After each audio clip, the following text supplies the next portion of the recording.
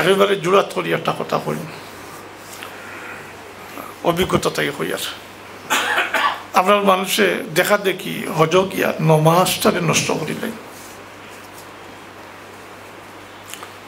গেলে দেখবা আমার কথা মিলাইবা, আমি আপনারা সঙ্গী নাই নিলে নিজে আতদরিয়া দেখাইলাম মনে রাস্তা খাড়া হয়ে যায়, যেখানে মনে হয় ওখানে খাড়া হয়ে যায়, কই হরম কই জমাত, তার লগে কোনো কই কিবলাও ঠিক নাই,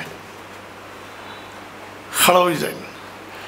এর পরিবর্তে যদি আপনি গেলো একলা নমাজ পড়তা ফরজ আদায় হইল, হরম শরীফর সব যেটা এটা আপনি পাইলেন না, কিন্তু ফরজ আদায় হইল কি রাস্তাত খাড়া হইয়া নমাজটা নষ্ট করেন না জানি, কারণ হইল জমাতর লাগে। একলা পড়লে কিবলা মুখা খাড়া হইলে বস খালাস। জামাতের সহিত নমাজ পড়তে হইলে সব সোজা হইতে হইব এবং সব মুত্তসিল হইতে হইব, একটার সাথে আটটার মিল থাকতে হইব।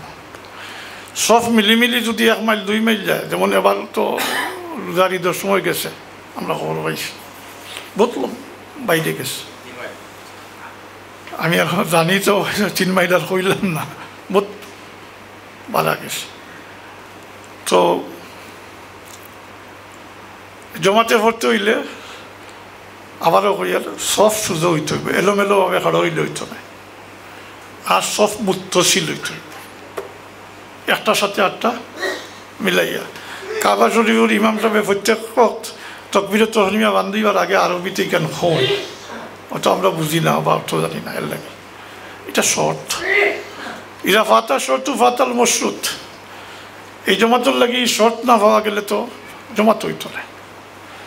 এর লাগি খুব খেয়াল করবাও কথাটা, যেখানেও মনে হয় বা দেখা দেখি যে সেখানেও খাড়াই না জানি। আমি আলিমকল দেখছি, আমি স্মরণ দিবার লাগি কই আর না, কিন্তু আলিমকল ও দেখা দেখি যেইলাম খানে বললে তো সকল খাড়া হয়েছেন, খাড়া হয়ে গেছে।